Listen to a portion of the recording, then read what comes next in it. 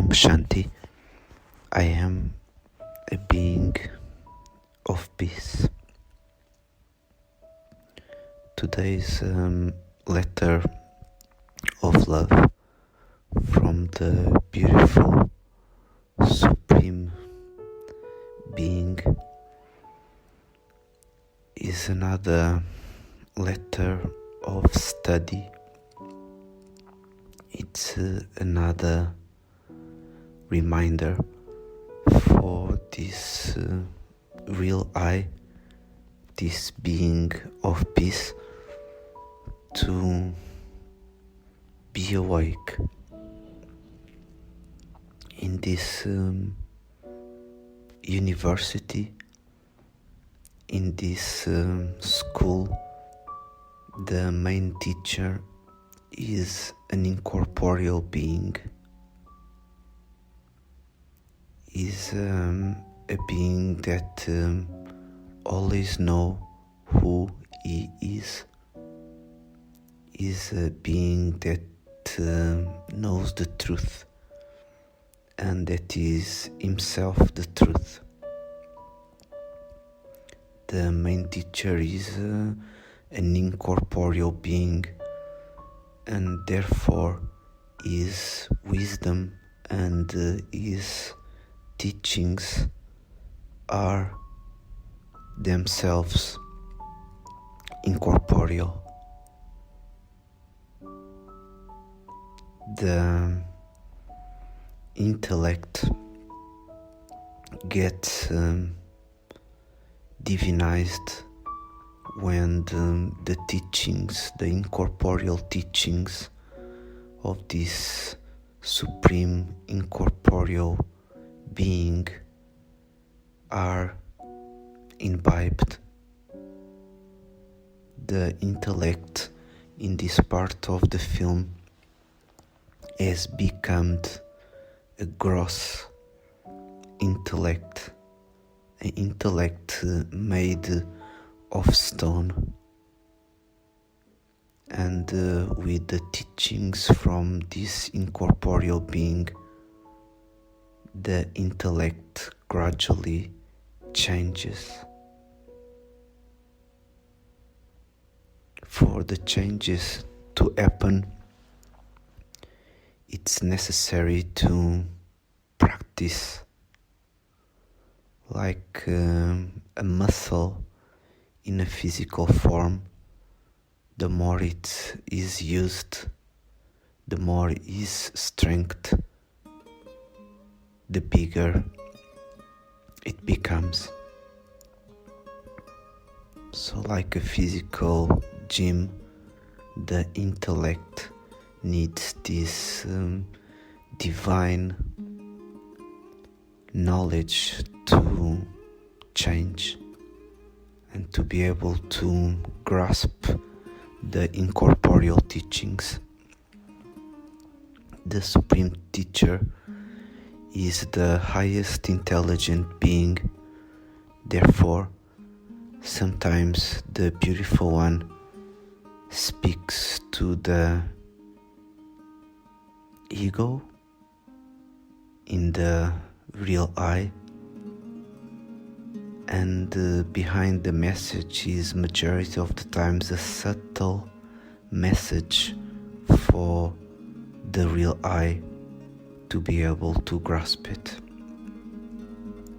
This knowledge is given by the highest intelligent being with altruistic mission to be able to awake these beings that have fallen asleep inside these physical masks, including me. And the biggest challenge and the biggest obstacle to be able to be this knowledge and to imbibe these incorporeal teachings, the biggest obstacle is the lowest consciousness and the five enemies. This lowest consciousness is the main weapon of the film that the lowest consciousness perceives as real. So the role that the real I, the actor, is performing behind this physical mask, that role, that is only a role in a film, in an episode, this lowest consciousness makes the most important thing and gives it life. The role is lifeless. It's actually one of the many parts that the real I, the eternal actor, is going to perform. But this lowest consciousness on the past 2,500 years have been in charge of the real I, because the real I has fallen asleep. The actor that came from the incorporeal dimension, the same address as the incorporeal teacher, but this actor has now fallen asleep, and these demons and this lowest consciousness are now the master of matter, the master of the mind, where is the main point of the battle. It is the battlefield.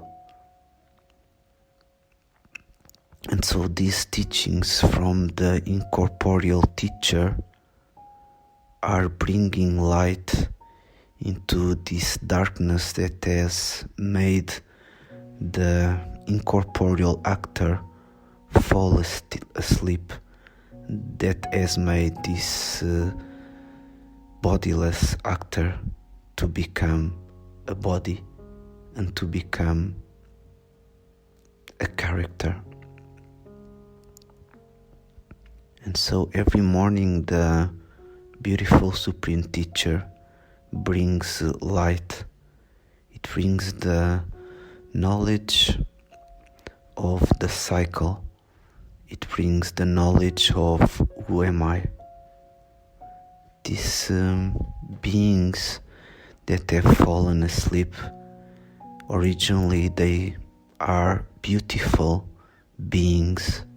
They are beautiful.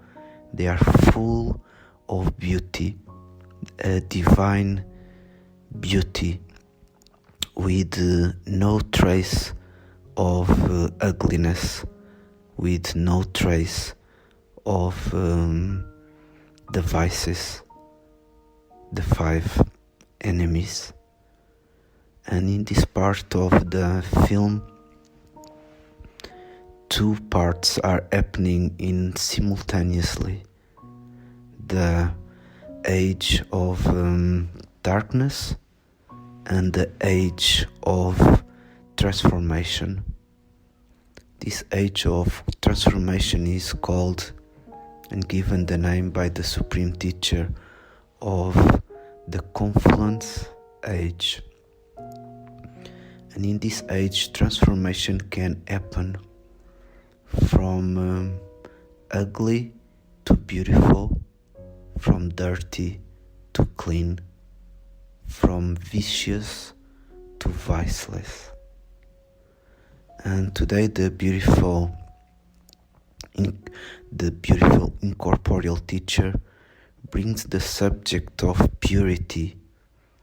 And what is this purity? Purity is the beauty, the divine beauty of these incorporeal beings.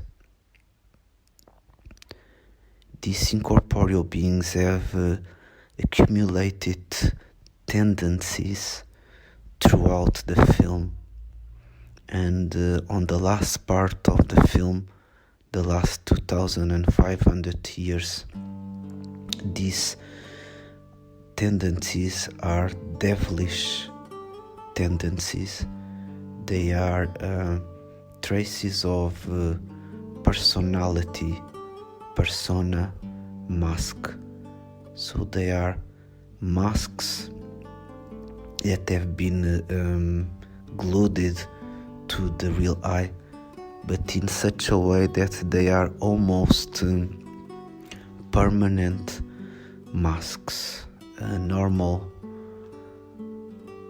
mask, I place it and I can remove it after 10 minutes. These traces of personality, these masks are almost residents of the real I. And so there is only one way to transform this, or to remove, actually to burn these masks, to purify. And so the supreme beautiful soul is actually the purifier, the pure fire, divine fire. And in this confluence age is the only age that is possible to be inside the physical form and to be purified, to transform the old tendencies into new tendencies. The pure fire is the supreme beautiful soul, and it is the knowledge that he shares with us every morning. He brings the methods for the real ones to achieve their perfect form. And that is the mission whilst awake and whilst in the confluence age, the age of transformation.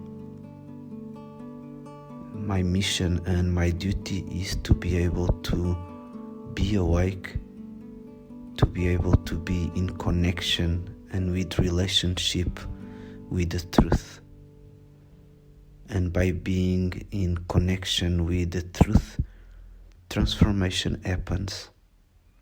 The old tendencies, the old traces are still ingrained in the real I, but every time a reaction, an old tendency comes, to be able to observe that it's still there and to check and change. The process of purification happens in simultaneously. The old is destroyed and the new is created. And that is the duty of these beings, to be able to be once again pure, to be able to be once again beautiful, full of divine beauty. Thank you.